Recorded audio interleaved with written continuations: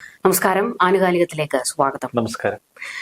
കഴിഞ്ഞ ദിവസം ജൂതവികാരം വ്രണപ്പെടുത്തുന്ന ഒരു ബന്ധിമോചനമാണ് നടന്നത്. കാരണം 2 പിഞ്ചു കുഞ്ഞുങ്ങൾ, അവരോട് കാണിക്കാവുന്ന ഏറ്റവും വലിയ ക്രൂരത ഹമാസ് കാണിച്ചു. ഇത് മാത്രമല്ല, അവരുടെ മാതാവിന്റെ മൃതദേഹം എന്ന് പറഞ്ഞ് മറ്റൊരു സ്ത്രീയുടെ മൃതദേഹം കൊടുക്കുന്നു.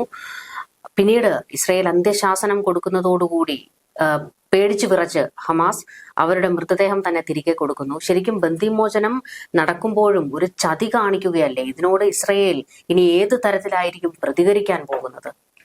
ഇസ്രയേലിന്റെ ഒരു വല്ലാത്ത വികാരത്തെയാണ് അവർ വ്രണപ്പെടുത്തിയത്. 2 പിഞ്ചു കുഞ്ഞുങ്ങൾ, 9 മാസം പ്രായമുള്ള കഫീർ, 4 വയസ്സ് മാത്രം പ്രായമുള്ള ഏരിയൽ, 2 പിഞ്ചു കുഞ്ഞുങ്ങളെയാണ് നിഷ്ഠൂരം ഹമാസ് കൊലപ്പെടുത്തിയത്. ഇസ്രായേലിന്റെ ഫോറൻസിക് പരിശോധനയിൽ തിരഞ്ഞിരിക്കുന്ന അവരുടെ കഴുത്ത് ഞെരിച്ച് കൊലപ്പെടുത്തിയെന്ന് ഈ 2 പിഞ്ചു കുഞ്ഞുങ്ങളെ.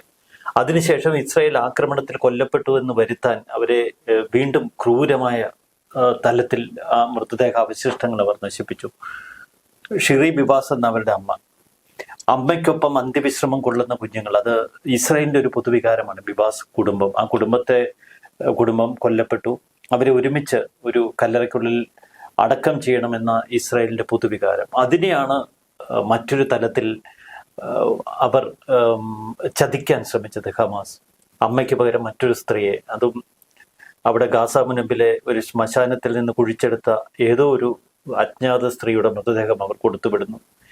പിന്നീട് തെറ്റുപറ്റി എന്ന് ഏറ്റുപറഞ്ഞുകൊണ്ട് ഇസ്രായേലിന്റെ വിരട്ടലിന് മുന്നിൽ ഷിറി ബിബാസിന്റെ മൃതദേഹം അവർ ഇപ്പോൾ കൊടുത്തുവിട്ടിരിക്കുന്നു. പരിശോധനയിൽ ഇസ്രായേൽ ഇതുവരെ അത് ഷിറിയുടേതല്ല എന്ന് വെളിപ്പെടുത്തിയില്ല. ഔദ്യോഗിക ബഹുമതികളോടെ അവർ ഈ മൃതദേഹങ്ങൾ അടക്കം ചെയ്യുമെന്ന് ഇസ്രായേൽ പറയുന്നു. പക്ഷെ ഇസ്രായേലിന്റെ വിങ്ങുന്ന മനസ്സാണ് ഇപ്പോൾ നമുക്ക് കാണാൻ കഴിയുന്നത്. ഒരു കുടുംബത്തെ, പിഞ്ചു കുഞ്ഞുങ്ങളെ ഇത്ര നിഷ്ഠൂരമായി വധിച്ച ഒരു ഭീകര സംഘടനയുടെ മറ്റൊരു മുഖം, അത്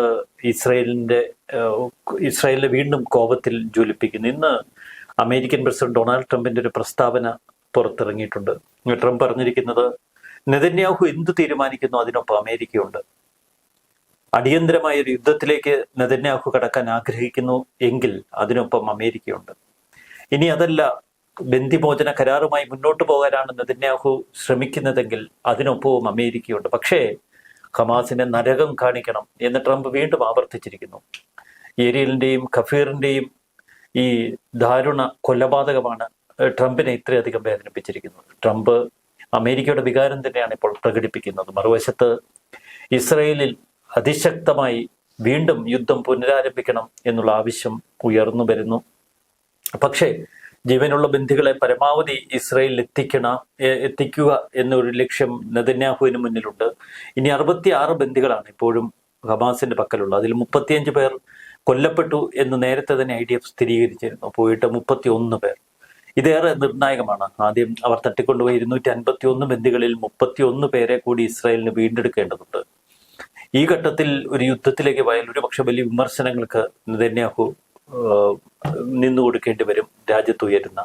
അതുകൊണ്ട് തന്നെയാവാം സൈനിക തലത്തിലും തന്ത്രപരമായ ചില നീക്കങ്ങൾ ഇസ്രായേൽ ഇപ്പോൾ നടത്തുന്നത്, തങ്ങളുടെ അവശേഷിക്കുന്ന ബന്ദികളെ വിട്ടുകിട്ടാൻ. പക്ഷെ അതിന് വലിയ വിലയാണ് ഇസ്രായേൽ കൊടുക്കുന്നത്. ഇതിനകം തന്നെ 1000-ഓളം ഈ 2ാം ഘട്ട ബന്ദി കരാർ വ്യവസ്ഥയെ തുടർന്ന് കഴിഞ്ഞ ദിവസം 1000-ഓളം പലസ്തീൻ തടവുകാരെയാണ് മോചിപ്പിച്ചത്. വലിയ തോതിൽ തടവുകാരെ മോചിപ്പിച്ചുകൊണ്ടിരിക്കുന്ന ഇസ്രായേലിനെ സംബന്ധിച്ച് ഏറ്റവും പരീക്ഷണ ഘട്ടത്തിലൂടെ രാജ്യം കടന്നു പോവുകയാണ്. നമ്മളിപ്പോൾ ഈ കഫീറിന്റെയും ഏരിയലിന്റെയും കൊലപാതകം വലിയ രീതിയിൽ മാധ്യമങ്ങളെല്ലാം ചർച്ച ചെയ്യുന്നു. പാശ്ചാത്യ മാധ്യമങ്ങളിലെല്ലാം നിറയുന്നത് ആ വാർത്തകളാണ്. ഒരു മാധ്യമ പ്രവർത്തകൻ പൊട്ടിക്കരഞ്ഞുകൊണ്ട് ആ വാർത്ത വായിക്കുന്ന ദൃശ്യങ്ങൾ പുറത്തേക്ക് വന്നിരുന്നു. പക്ഷെ അതിനോടൊക്കെ ചിലർ പ്രതികരിക്കുന്നത്, ഈ ഹമാസിനെ പിന്തുണയ്ക്കുന്ന ഒരുപറ്റം ആൾക്കാർ ചോദിക്കുന്നത്, പലസ്തീനിൽ എത്രയോ പിഞ്ചു കുഞ്ഞുങ്ങൾ ഇസ്രയേലിനാൽ കൊല്ലപ്പെട്ടു, അതിലൊന്നും നിങ്ങൾക്കൊരു ഇതുപോലെയുള്ളൊരു വികാരമില്ലാത്തത് എന്തുകൊണ്ട് എന്നുള്ളൊരു ചോദ്യമുണ്ട്. ഇതിന് മറ്റൊരു തലമില്ലേ? 2023 ഒക്ടോബർ 7-ന് ഹമാസ് നടത്തിയ ഏറ്റവും ഭീകരമായ ആക്രമണം, അതൊരു ഭീകരാക്രമണമായിരുന്നു. മറ്റൊരു രാജ്യത്തേക്ക് ഇരച്ചു കയറി പ്രത്യേകിച്ച് പ്രകോപനമൊന്നുമില്ല. ഒരു കുടുംബത്തിലെ നമ്മൾ കണ്ടാണ്, യാർദൻ എന്ന് പറയുന്ന ഷിറിയുടെ ഭർത്താവ്, ഈ ഭീകരന്മാർ ആ വീട്ടിലേക്ക് തോക്കുകളുമായി ഇരച്ചെത്തിയപ്പോൾ കൊച്ചു കുഞ്ഞുങ്ങളെ അവരുടെ ദൃഷ്ടിയിൽ നിന്ന് മറച്ചു പിടിക്കാൻ അദ്ദേഹം ഈ ഭീകരരുടെ നേർക്ക് ഓടിച്ചെല്ലുകയാണ്. അയാളെ അപ്പോൾ തന്നെ തടവിലാക്കി. അതിനുശേഷം ഷിറിയെ, പിന്നീട് പിഞ്ചു കുഞ്ഞുങ്ങളെ, വളരെ നിഷ്ഠൂരമായി തൂക്കൻമുനയിൽ നിർത്തി അവർ തട്ടിക്കൊണ്ടുപോയി. അതിനുശേഷം ഈ കുടുംബം ഇസ്രായേലിന്റെ ഒരു പൊതുവികാരമാണ് എന്ന് മനസ്സിലാക്കിയാണ് അവരെ കൊന്നെറിയുന്നത്. അപ്പോൾ ഹമാസ് നടത്തിയ ഭീകരത അതൊരു ഭീകര പ്രവർത്തനമാണ്. മറിച്ച് ഇസ്രായേൽ നടത്തിയതിനെ നമുക്ക് ന്യായീകരിക്കാൻ കഴിയില്ല. പക്ഷെ ഇസ്രായേലിന് അതേ മുന്നിലൊരു പോംവഴി ഉണ്ടായിരുന്നുള്ളൂ. തങ്ങളുടെ 251 ബന്ദികൾ ഹമാസിന്റെ കൈകളിൽ നിൽക്കുമ്പോൾ യുദ്ധമല്ലാതെ മറ്റെന്ത് ഇസ്രായേൽ ചെയ്യും? അതുകൊണ്ട് അവർ യുദ്ധത്തിനിറങ്ങി. ആ യുദ്ധത്തിൽ ഒരുപാട് നിരപരാധികളുടെ ചോര വീണു, ഒരുപാട് കുഞ്ഞുങ്ങളുടെ ജീവൻ നഷ്ടപ്പെട്ടു, ഒരുപാട് കുഞ്ഞുങ്ങളും സ്ത്രീകളുമൊക്കെ അംഗഭംഗം വന്ന് വല്ലാത്ത ജീവിതവുമായി ഇപ്പോൾ ഗസ മുൻപിൽ ജീവിക്കുന്നു. എപ്പോൾ വേണമെങ്കിലും ഒരു യുദ്ധം പുനരാരംഭിക്കാമെന്ന ഭയം അവരെ വേട്ടയാടുന്നു. ആ ജനതയുടെ ദൈന്യത നിറഞ്ഞ ജീവിതം നമുക്ക് മുന്നിലുണ്ടെങ്കിലും 2023 ഒക്ടോബർ 7 നടന്ന ആ ഭീകരാക്രമണത്തെ ന്യായീകരിക്കാൻ അതൊന്നും കാരണമല്ല. ശരിക്കും പറഞ്ഞു കഴിഞ്ഞാൽ നമുക്കറിയാം, ട്രംപ് തെരഞ്ഞെടുപ്പിൽ നടത്തിയ ഒരു പ്രഖ്യാപനം ഉണ്ടായിരുന്നു. അമേരിക്കൻ പൗരന്മാർക്ക് നേരെയും ആക്രമണം ഉണ്ടായി, അവരെ ബന്ദികളാക്കി. ആ ചോരയ്ക്ക് ഞാൻ മറുപടി പറയും. ഇതിന്റെ എല്ലാം സൂത്രധാരൻ ഇറാൻ ആണ് എന്നറിയാം. അധികാരത്തിലെത്തിയാൽ ശക്തമായ നടപടികൾ ഉണ്ടാകും എന്ന് ട്രംപ് പറഞ്ഞിരുന്നു. പക്ഷെ അധികാരത്തിലെത്തിയിട്ടും ഇറാന് നേരെ അത്തരത്തിൽ ഒരു യുദ്ധം നടത്തുന്ന ഒരു ആഹ്വാനമോ അതൊന്നും ട്രംപിൽ നിന്നും ഉണ്ടാകുന്നില്ല.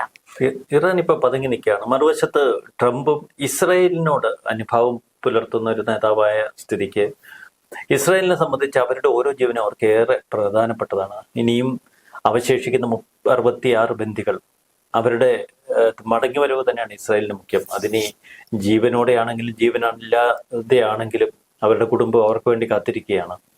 ഓരോ കുടുംബങ്ങളിലും ഒരു അന്താളിപ്പുണ്ടാവും. തങ്ങളുടെ ഉറ്റവർ ഇപ്പോൾ ജീവിച്ചിരിപ്പുണ്ടോ, മരിച്ചു എന്ന ഐഡിയ പറഞ്ഞത് എത്രമാത്രം ശരിയാണ്. ഇസ്രായേലിന്റെ ഇന്റലിജൻസ് വിവരങ്ങളുടെ അടിസ്ഥാനത്തിലാണ് 35ഓളം ബന്ദികൾ ഇതിനകം തന്നെ കൊല്ലപ്പെട്ടുവെന്ന് കണ്ടെത്തിയത്. നേരത്തെ 40ഓളം ബന്ദികളുടെ മൃതദേഹങ്ങൾ ഇസ്രായേലിന്റെ IDF വീണ്ടെടുത്തിരുന്നു. നിരവധി പേരെ ഇസ്രായേൽ സൈന്യം മോചിപ്പിച്ചിരുന്നു. ദുരന്ത കാഴ്ചകൾ തന്നെയാണ് നമുക്ക് മുന്നിലുള്ളത്. ഗസയിലെ വെടിനിർത്തൽ താൽക്കാലിക ശമനം, ഇപ്പോൾ ആ വെടിനിർത്തൽ ഒരു താൽക്കാലിക ശമനം യുദ്ധത്തിന് വരുത്തിയെങ്കിലും രണ്ടാം ഘട്ട ചർച്ചകൾ ഒട്ടും പുരോഗമിക്കുന്നില്ല.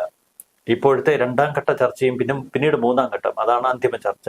ഈ 2 ഘട്ടങ്ങളിലായി 66 ബന്ദികളെ വിട്ടുകൊടുക്കുകയും നിരവധി പലസ്തീൻ തടവുകാരെ തിരികെ വിടുകയും ചെയ്ത് ഒരു യുദ്ധവിരാമം അതിലേക്ക് എത്തുകയായിരുന്നു ലക്ഷ്യം. പക്ഷേ അത് ഈ ചർച്ചകളിൽ വിജയം കാണുന്നില്ല എന്നതാണ് ഇപ്പോഴത്തെ ഏറ്റവും വലിയ പ്രത്യേകത.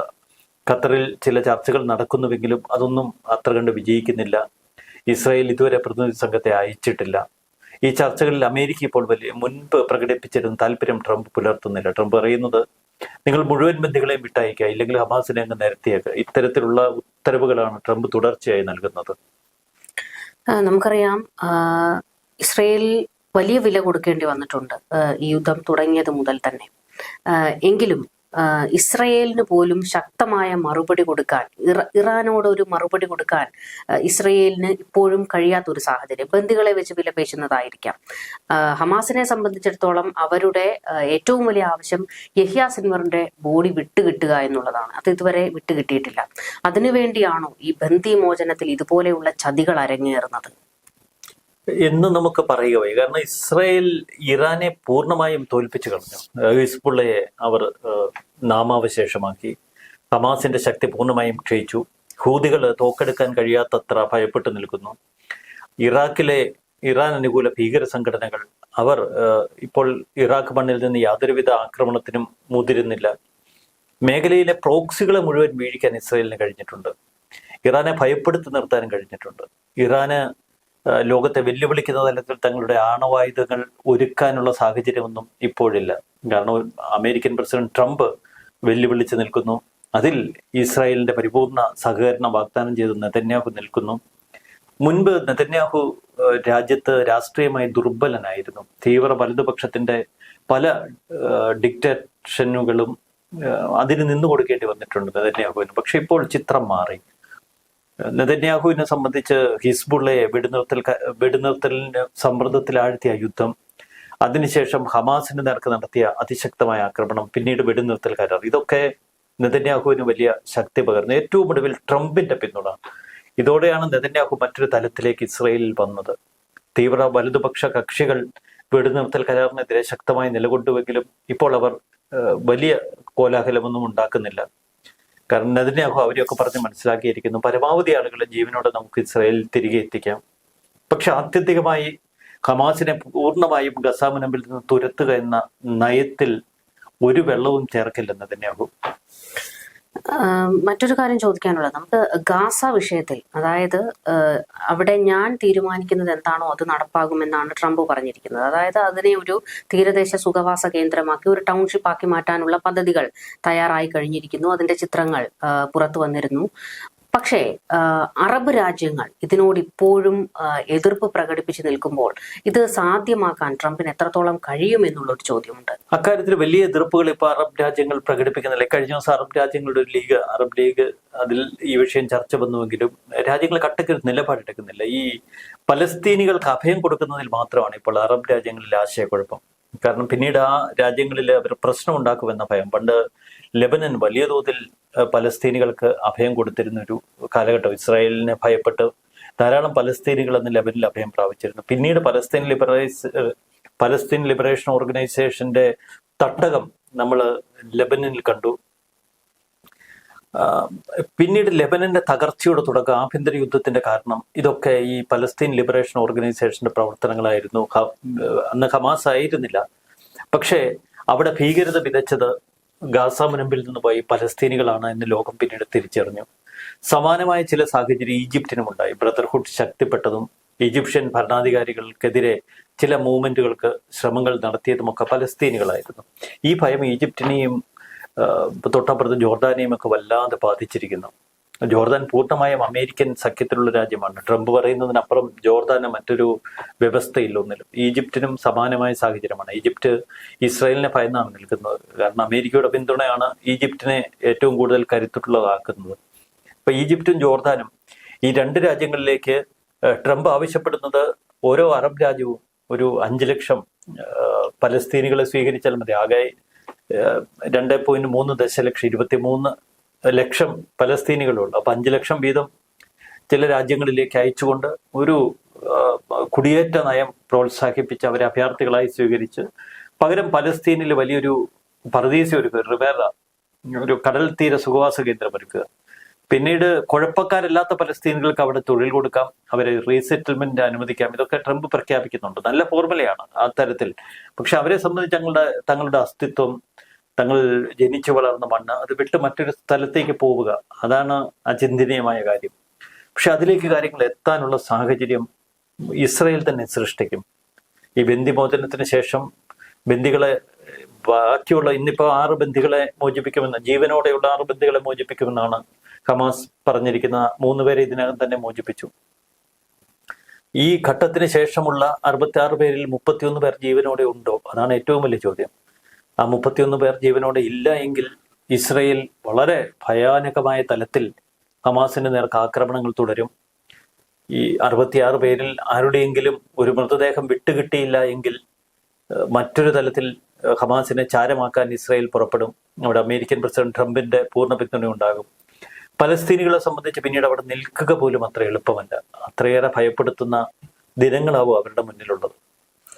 നമുക്കറിയാം, ഇസ്രയേലിന് നേരെ ഏറ്റവും വലിയ കൊലവിളി നടത്തിയത് എർദോഗാൻ, തുർക്കിയായിരുന്നു. നെതന്യാഹുവിനെ ഇനി വെച്ച് വാഴിക്കരുത് എന്നുള്ള തരത്തിലേക്ക് വരെ ഒരു പ്രഖ്യാപനം നടത്താൻ എർദോഗാൻ തുനിഞ്ഞു എന്നുള്ളതാണ്. പക്ഷേ ട്രംപ് വന്നതിന് ശേഷം അത്തരത്തിലുള്ള ചില കൊലവിളികളോ അല്ലെങ്കിൽ ഇസ്രയേലിന് നേരെ ശക്തമായ ഒരു പ്രസ്താവന നടത്താൻ പോലും തുർക്കി ഭയപ്പെടുന്നു. അത് ഈ ട്രംപിസം എന്ന ഭയം തന്നെയാണോ അതിന് പിന്നിലുള്ളത്? തുർക്കി എന്ന് മാത്രമല്ല, ഇസ്രായേൽ ഈ കഴിഞ്ഞ ദിവസങ്ങളിൽ വീണ്ടും യുദ്ധം പുനരാരംഭിക്കുമെന്ന് പറഞ്ഞപ്പോൾ ഒരൊറ്റ അറബ് രാജ്യങ്ങളും അതിനെ ഖണ്ഡിച്ചില്ല. ഇസ്രായേലിനെ തിരുത്താൻ ആരും മുന്നോട്ട് വന്നില്ല. ഇസ്രായേലിനെ ആരെങ്കിലും ഇപ്പോൾ തിരുത്താനുണ്ടെങ്കിൽ അതിന് ഒരാൾ മാത്രമേ ഉള്ളൂ, അത് ഡൊണാൾഡ് ട്രംപാണ്. പക്ഷെ ട്രംപ് എന്തിനും സഹായ വാഗ്ദാനം ചെയ്ത് നെതന്യാഹുവിനൊപ്പം നിൽക്കുന്നു. ഇപ്പോൾ ഈ ചേരി, അമേരിക്കൻ ഇസ്രായേൽ ചേരി മുൻപൊന്നുമില്ലാത്ത വിധം ശക്തിപ്പെട്ടിരിക്കുന്നു. ജോ ബൈഡൻ ഭരണകാലത്ത് അമേരിക്ക പല യുദ്ധോപകരണങ്ങളും യുദ്ധവിമാനങ്ങളും ഇസ്രായേലിന് നൽകുന്നത് അനിശ്ചിതകാലത്തേക്ക് നിർത്തിവെച്ചിരുന്നു. വലിയ തോതിൽ ഉപരോധം, അപ്രഖ്യാപിത ഉപരോധമൊക്കെ ഏർപ്പെടുത്തിയിരുന്നു. അന്ന് ജോ ബൈഡൻ ശക്തമായി പറഞ്ഞിരുന്നു എങ്കിൽ ബ്രിട്ടൻ, ഫ്രാൻസ് പോലെയുള്ള രാജ്യങ്ങൾ ചില ഉപരോധങ്ങളിൽ ചെന്നെത്തുകയില്ലായിരുന്നു. അപ്പോൾ പല തലത്തിൽ ഇസ്രായേലിനെ വീർപ്പ് മുട്ടിക്കാനുള്ള ശ്രമങ്ങൾ ലോകരാജ്യങ്ങളുടെ ഭാഗത്തു നിന്നുണ്ടായി. പക്ഷെ ട്രംപിന്റെ ഭാഗത്തു നിന്ന് അതൊന്നുമില്ല. ഇസ്രായേലിന് കയ്യയച്ച് എല്ലാവിധ ആയുധങ്ങളും എത്തിക്കുന്നു. ശത്രുവാണ് ഹമാസ്, അവരെ ഇനി ജീവിക്കാൻ അനുവദിക്കരുത്, അവരെ നരകം കാണിക്കണമെന്ന് ആവർത്തിച്ച് പറഞ്ഞുകൊണ്ടിരിക്കുന്നു. പക്ഷെ ഇതിനെയൊക്കെ കൂടുതൽ ജനമനസ്സുകളിൽ കോപം കൊണ്ട് ഇസ്രായേലികളെ നിറയ്ക്കാൻ പറ്റുന്ന ഒരുപാട് കാര്യങ്ങൾ തൊട്ടപ്പുറത്ത് ഹമാസ് ചെയ്തു കൂട്ടുന്നു. ബിബാസ് കുടുംബത്തിന് നേർക്ക് അവർ നടത്തിയ ആ മൃഗീയ വേട്ട തന്നെയാണ് ഇസ്രായേലികളെ ഇത്രയധികം ചുടിപ്പിച്ചിരിക്കുന്നത്. ബിബാസ് കുടുംബത്തിന്റെ മാത്രമല്ലല്ലോ, ഇതിനു മുൻപ് മോചിപ്പിക്കപ്പെട്ട ബന്ദികളുടെ അവരുടെ ഒരു അവസ്ഥ അത് ലോകം കണ്ടതാണ്. എഴുന്നേറ്റ് നടക്കാൻ പോലും കഴിയാത്ത പ്രാകൃതരായ. പക്ഷെ ഇന്ന് മോചിപ്പിച്ചിരിക്കുന്ന ബന്ദികൾ ഇത്തിരി ആരോഗ്യമൊക്കെ ഉണ്ട്. എനിക്ക് തോന്നുന്നത് ട്രംപിന്റെ രൂക്ഷ വിമർശനത്തെ തുടർന്ന് ഈ ഘട്ടത്തിൽ ആ ബന്ദികളായി വിട്ടയക്കുന്നവർക്ക് കുറച്ച് ഭക്ഷണവും പ്രോട്ടീനും ഒക്കെ കൊടുത്ത് അവരെ അത്യാവശ്യം ക്ഷീണം മാറ്റിയാണ് ഹമാസ് ഇന്ന് വിട്ടിരിക്കുന്നത്. ഈ പശ്ചിമേഷ്യ വിഷയത്തിൽ ട്രംപ് ഒരു സെൽഫ് ബൂസ്റ്റിംഗ് നടത്തുന്നുണ്ടോ എന്നുള്ളൊരു ചോദ്യമുണ്ട്. കാരണം കഴിഞ്ഞ ദിവസം ട്രംപ് നടത്തിയ ഒരു പ്രഖ്യാപനമുണ്ട്, ഒരു മൂന്നാം ലോക മഹായുദ്ധം നടക്കേണ്ടതായിരുന്നു, പക്ഷെ അത് നടക്കാൻ ഞാൻ അനുവദിക്കില്ല. ഇപ്പോഴും ബൈഡൻ തന്നെ ആയിരുന്നു അധികാരത്തിലെങ്കിൽ അത് നടക്കുമായിരുന്നു എന്നുള്ള ഒരു പ്രഖ്യാപനം. അത് ട്രംപ് വരെ നമ്മൾ നിസ്സാരമായി കരുതരുത്. കാരണം ഇറാനിലേക്ക് കൂടുതൽ അടുക്കുന്ന റഷ്യയെ നമ്മൾ കണ്ടു. ഇറാനിൽ നിന്ന് വലിയ തോതിൽ ഡ്രോണുകൾ അന്ന് റഷ്യ ഇറക്കുമതി ചെയ്തിരുന്നു. യുക്രൈൻ യുദ്ധം റഷ്യയെ വല്ലാതെ മുടിപ്പിച്ചപ്പോൾ സഹായ ഹസ്തവുമായി നേരെ ഇറാൻ റഷ്യയിലേക്ക് വരുന്നു. അവിടെ റഷ്യയും ഇറാനും തമ്മിൽ കൂടുതൽ എടുക്കുന്നു.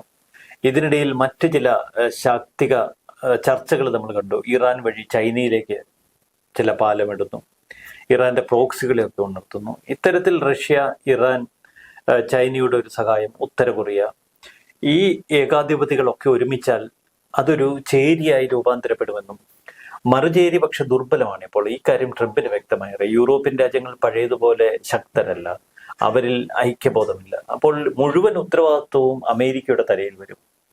ഒരു മൂന്നാം ലോകമഹായുദ്ധത്തിലേക്ക് സ്ഥിതിഗതികളെ തള്ളിവിട്ടാൽ അത് അമേരിക്കയ്ക്ക് തന്നെയാവും ഏറ്റവും വലിയ ഭാരം വരുത്തി വയ്ക്കുക എന്ന് ട്രംപിന് കൃത്യമായി അറിയാം. അതാണ് ട്രംപ് പറഞ്ഞത്, ജോ ബൈഡൻ മൂന്നാം ലോക യുദ്ധത്തിന്റെ വക്കിൽ മറ്റു രാജ്യങ്ങളെ കൊണ്ട് ചെന്ന് എത്തിച്ചു എന്ന്. അതിൽ വലിയ അതിശോക്തിയില്ല. അതിൽ നിന്ന് വലിയൊരു തിരിച്ചുപോക്കാണ് ഇപ്പോൾ ട്രംപിന്റെ ഭാഗത്ത് നമ്മൾ കാണുന്നത്.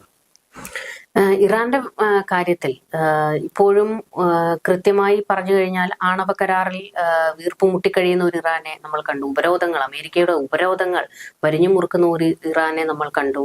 അപ്പോഴും ട്രംപ് വന്നതിന് ശേഷവും ഇറാനോട് ആണവ വിഷയത്തിൽ ഒരു ചർച്ചയ്ക്ക് സാധ്യതയുണ്ടാകുന്നു. ഇറാനുമായി ഒരു ചർച്ചയ്ക്ക് ട്രംപ് ഒരുക്കമല്ല എന്ന് ട്രംപ് അവസാനം പ്രഖ്യാപിച്ചിരുന്നു. പകരം ഇറാൻ അമേരിക്ക നിഷ്കർഷിക്കുന്ന ചില നിബന്ധനകൾ അംഗീകരിക്കണം. അംഗീകരിച്ചാൽ ഒരു സ്ഥിരമായ ഒരു സമാധാന കരാറിൽ ഏർപ്പെടാം. ഇതായിരുന്നു ട്രംപിന്റെ ഓഫർ. പക്ഷെ ഇറാൻ അത്തരം നിബന്ധനകൾക്ക് ഇപ്പോൾ നിന്നുകൊടുക്കുന്നു എന്ന സൂചനകളൊന്നും മുന്നിലില്ല. ഇപ്പോൾ അമേരിക്കയുടെ ഇസ്രായേലിന്റെ മുഖ്യ ശ്രദ്ധ ഈ ഹമാസിനെ തീർക്കുക, ബന്ദികളെ വീണ്ടെടുക്കുക എന്നുള്ളതായിരിക്കണം. അതിനുശേഷം ഇരുവരും നേരെ ഇറാന് നേർക്ക് തിരിയും എന്ന കാര്യത്തിലും സംശയം വേണ്ട. പക്ഷെ അതിനിടയിൽ അത്ഭുതകരമായ ചില വ്യതിയാനങ്ങൾ, ശാക്തിക ചേരിയിലെ വ്യതിയാനങ്ങൾ റഷ്യയെ കയ്യിലെടുത്തുകൊണ്ടാണ് ഇപ്പോൾ ട്രംപിന്റെ നീക്കം. അതുകൊണ്ട് തന്നെ ഇറാൻ കൂടുതൽ ദുർബലമാവുകയാണ്. ഒരു അമേരിക്കൻ ആക്രമണം ഉണ്ടായാൽ ഇറാനെ സഹായിക്കാൻ ആകെയുള്ള റഷ്യ മാത്രമേ ഉള്ളൂ. പുതിൻ നൽകുന്ന ആയുധങ്ങൾ അത് തന്നെ ആവണം ഇറാന്റെ പ്രത്യാക്രമണത്തിനും പ്രതിരോധത്തിനുമുള്ള ഏറ്റവും വലിയ ശക്തി. ഇറാനിലെ മിസൈൽ പ്രതിരോധ കവചം നമ്മൾ പരിശോധിച്ചാൽ ഇതൊക്കെ റഷ്യ കൊടുത്ത സംവിധാനങ്ങളാണ്. അതിലൊക്കെ ഇപ്പോൾ ട്രംപിന് കൂടുതൽ സമ്മർദ്ദങ്ങൾ റഷ്യക്ക് മേൽ ചെലുത്താൻ കഴിയും. ഇത് തിരിച്ചറിഞ്ഞ് ഇറാൻ അവരുടെ ആണവ പദ്ധതികളിൽ നിന്ന് സ്വമേധയാ പിൻവാങ്ങാനുള്ള സാധ്യതകളുമുണ്ട്.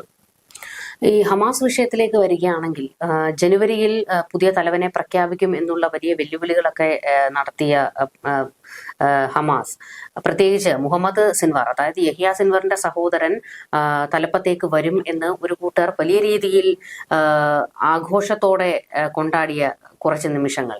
അപ്പോൾ അത്തരത്തിലൊക്കെ ഹമാസ് നിൽക്കുമ്പോൾ, ഇത് മാത്രമല്ല പലസ്തീനിൽ നിന്ന് പലായനം ചെയ്തു പോയവരിൽ പലരും തിരികെ വരുന്നു. ഈ കൂട്ടത്തിൽ ഹമാസിന്റെ പോരാളികൾ ഉണ്ട് എന്നുള്ള ചില വിവരങ്ങൾ പുറത്തേക്ക് വരുന്നു. ശരിക്കും ഹമാസിന്റെ ഇപ്പോഴത്തെ ഒരു അവസ്ഥ അതെന്താണ്?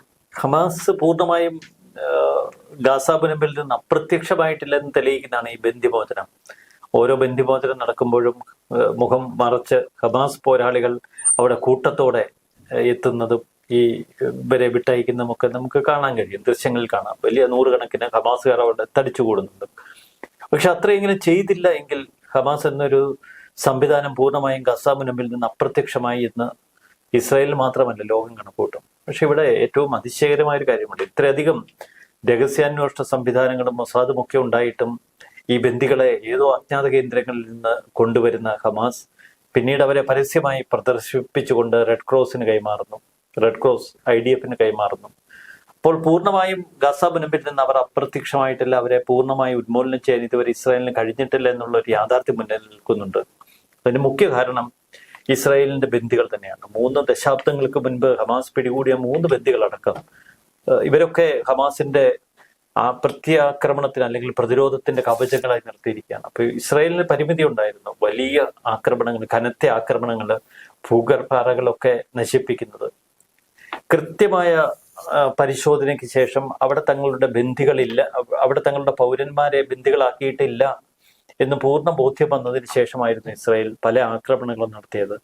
അതിൽ പലസ്തീനികൾ മരിച്ചിട്ടുണ്ടാവും. പക്ഷേ ഇസ്രായേലിനെ സംബന്ധിച്ച് ഈ 66 അവശേഷിക്കുന്ന ബന്ദികളെ കൂടി വീണ്ടും കിട്ടാൻ കഴിഞ്ഞാൽ കൂടുതൽ അല്ലെങ്കിൽ ക്രൂരഭാവത്തോടെ അല്ലെങ്കിൽ കോപത്തോടെ ഇസ്രായേൽ തിരിച്ചടിക്കും.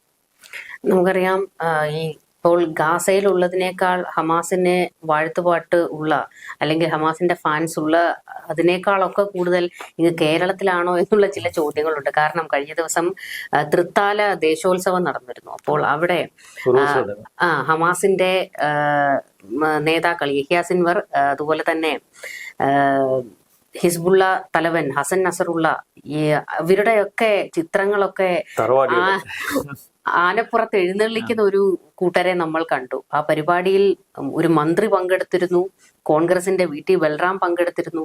ശരിക്കും കേരളത്തിലാണോ ഇനിയിപ്പോൾ ഹമാസിന്റെ വേരുകൾ ഉള്ളത് എന്നുള്ള ഒരു ചോദ്യം ഉയർന്നു വന്നിട്ടുണ്ട്. അല്ല, ബൽറാം അവിടുത്തെ സ്ഥലമല്ല, MP രാജേഷ് പങ്കെടുത്തിരുന്നു. മറിച്ച് ഇത് ഇവരൊക്കെ മനസ്സിലാക്കാത്തൊരു തലമുണ്ട് ഇതിന്. ഇത് ദേശീയ മാധ്യമങ്ങൾ ഇത് വലിയ വാർത്തയായി. കേരളത്തിലെ ഹമാസ് എന്നുള്ള നിലയിലാണ് ഇപ്പോൾ ദേശീയ മാധ്യമങ്ങൾ ഇത് റിപ്പോർട്ട് ചെയ്തിരിക്കുന്നത്. ദേശീയ തലത്തിൽ ഇത് വലിയ വാർത്തയായ സ്ഥിതിക്ക് കേരളത്തിൽ ഇത്തരം ഹമാസ് അനുകൂല പ്രവർത്തനങ്ങൾ നടക്കുന്നു എന്ന റിപ്പോർട്ടുകൾ കേന്ദ്രത്തിന് മുന്നിലുണ്ട്. അതുകൊണ്ട് തന്നെ കേന്ദ്രം കൂടുതൽ വിജിലന്റ് ആകും. രഹസ്യാന്വേഷണ സംവിധാനമൊക്കെ ഉണർന്ന് പ്രവർത്തിക്കും. മുമ്പും ഇത്തരം പല നീക്കങ്ങളും നമ്മൾ കണ്ടതാണ്. ഹമാസ് എന്നുള്ളതല്ല, ഒരു തീവ്രവാദ ലൈനിൽ പ്രവർത്തിക്കുന്ന ഒട്ടനവധി വ്യക്തികളും സംവിധാനങ്ങളും ഒക്കെ കേരളത്തിലുണ്ട്. പണ്ട് നമ്മൾ ISIS ഉണ്ടായിരുന്നു, ISIS ഉണ്ടായിരുന്നപ്പോൾ അതിന്റെ സ്ലീപ്പർ സെല്ലുകൾ കേരളത്തിൽ പ്രവർത്തിക്കുന്നുവെന്ന് അന്നത്തെ DGP പരസ്യമായി പറഞ്ഞതാണ്.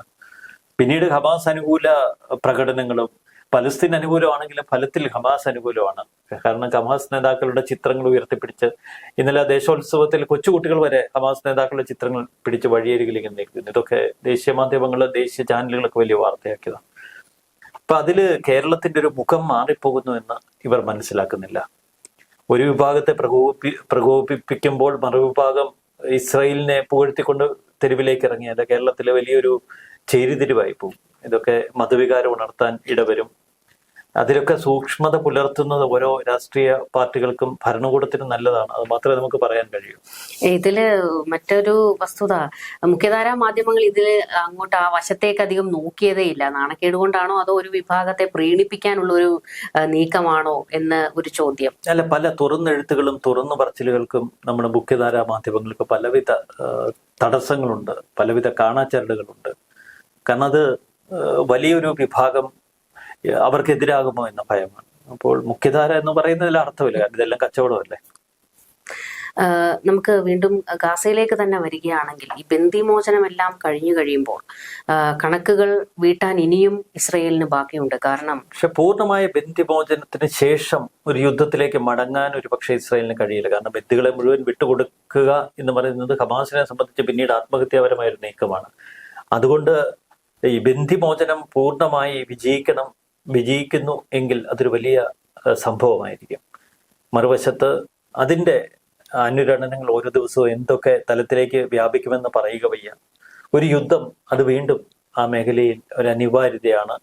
അത് നെതന്യാഹുവിന്റെ വാക്കുകളിലുണ്ട്, ട്രംപിന്റെ വാക്കുകളിലുണ്ട്, ഇപ്പോൾ അമേരിക്കൻ പ്രതിനിധി വിറ്റ്കോഫിന്റെ വാക്കുകളിലുണ്ട്. വ്യക്തമാണ് കാര്യങ്ങൾ അതിൽ. അവസാനമായി ചോദിക്കാനുള്ളത്, നമുക്കറിയാം ബന്ദിമോചനത്തിൽ വലിയ നഷ്ടം ഇസ്രയേലിന് ഉണ്ടായി കഴിഞ്ഞിട്ടുണ്ട്. കാരണം ആ 2 പിഞ്ചു കുഞ്ഞുങ്ങളുടെ കൊലപാതകം അതൊരിക്കലും ജൂത ജനത അംഗീകരിക്കില്ല, അവരത് പൊറുക്കില്ല. നെതന്യാഹുവിനെ ഇത് വലിയ രീതിയിൽ തിരിച്ചടിക്കുമോ? അല്ല, ഇനി വരാനിരിക്കുന്നത് മുഴുവൻ കോഫിൻസ് ആണ്. ഇപ്പൊ ഈ ബിബാസ് കുടുംബത്തിന്റെ ആ ശവപ്പെട്ടിക്ക് മുകളിൽ അവരൊരു ടാഗ് വെച്ചിട്ടുണ്ട്. അത് നമുക്ക് ആ ഫോട്ടോയിൽ കാണാം. അവർ കൊണ്ടുപോയത് ജീവനോടെ, മടക്കി കൊണ്ടുവന്നത് ശവപ്പെട്ടിയിൽ. ഇതാണ് അവിടെ എഴുതി വെച്ചിരിക്കുന്നത്. ഭീകരർ ഇവരെ കൊണ്ടുപോയത് ജീവനോടെ, തിരിച്ചു തന്നത് ശവപ്പെട്ടിയിൽ. അത് ഇസ്രായേലിലെ ജനങ്ങൾക്കുള്ള സന്ദേശമാണ്.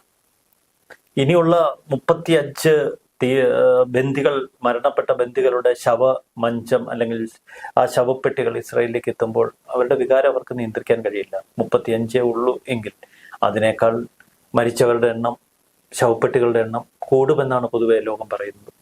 നെതന്യാഹുവിനെ ബാധിക്കാൻ ആ വിഷയം ഒരു പ്രതിസന്ധി അല്ല, നെതന്യാഹുവിനെ ഇത്തരം പ്രതിസന്ധികൾ രാജ്യത്ത് ഏതെങ്കിലും തരത്തിൽ തന്നെ ബാധിക്കുമെന്ന ഘട്ടത്തിൽ അദ്ദേഹം യുദ്ധത്തിലേക്ക് പോകും. അതാണ് അദ്ദേഹത്തിന്റെ ശൈലി. യുദ്ധത്തിലൂടെ എപ്പോഴും മറുപടി കൊടുക്കുന്നു. വലിയ പോരാളിയുടെ ഒരു ഇമേജ് അത് നിലനിർത്താനാണ് ഈ പ്രായത്തിലും നെതന്യാഹു ആഗ്രഹിക്കുന്നത്. 2 വട്ടം ഈ ഒക്ടോബർ 7 2023 ശേഷം 2 പ്രാവശ്യം സർജറിക്ക് വിധേയനായ ആളാണ്.